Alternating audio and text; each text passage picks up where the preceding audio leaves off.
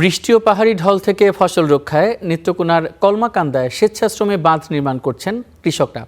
নির্মাণ কাজ পরিদর্শন করে জায়গাটিতে স্থায়ী বাঁধ নির্মাণের আশ্বাস দিয়েছেন স্থানীয় সংসদ সদস্য। কৃষি বিভাগ বলছে, বাঁধের পাশাপাশি খাল খনন করলে পরিপূর্ণ সুফল পাবে চাষিরা। আজাদ ইমরান শরীফের তথ্য ছবিতে রিপোর্ট। হাওরের বিস্তীর্ণ মাঠে আবাদ হয়েছে বোরো ধান। বৃষ্টিপাত ও পাহাড়ি ঢল থেকে কষ্টের ফসল রক্ষায় চাষিরা নির্মাণ করছেন বাঁধ। যুবক বৃদ্ধরা সামর্থ্য অনুযায়ী দিচ্ছেন শ্রম।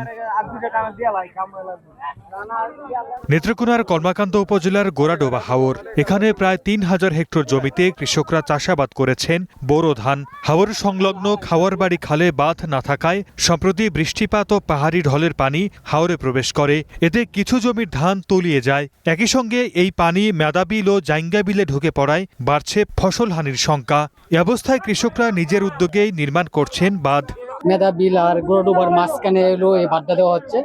এখানে হাজার হাজার মন ধান। 3টা বিলের অবস্থা খুবই ভয়াবহ। অতিবৃষ্টি হওয়ার কারণে জলাবদ্ধতা সৃষ্টি হয়েছে। এটা পানি নামার কোনো প্রসেস নেই।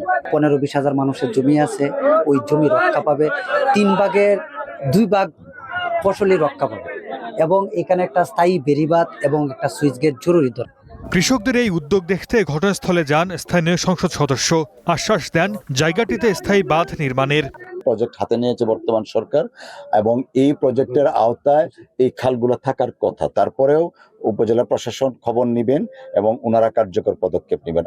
কৃষি বিভাগ জানায়, বাঁধ নির্মাণের পাশাপাশি খাওয়ারবিল খালে খনন কাজ করলে পরিপূর্ণ সুফল পাবেন চাষিরা। খাওয়ারের যে বাঁধগুলো আছে ছোট ছোট, এটা কিন্তু আমাদের সেই ফসল রক্ষা বাঁধ যেটা বলে সেটা না, এটা ছোট আকারে তৈরি করা হয় এবং প্রতি মৌসুমেই এটা প্রতি বছরই এটা তৈরি এবং ভেঙে দেওয়া হয়, পানি বের করার জন্য ভেঙে দেওয়া হয় এবং পানি আটকানোর জন্য আমাদের কিন্তু এটা তৈরি করা হয়। গোরাডোবা হাওরে চলতি মৌসুমে 17,000 মেট্রিক টন বোরো ধান উৎপাদনের লক্ষ্যমাত্রা নির্ধারণ করেছে কৃষি বিভাগ। Desk report, star news.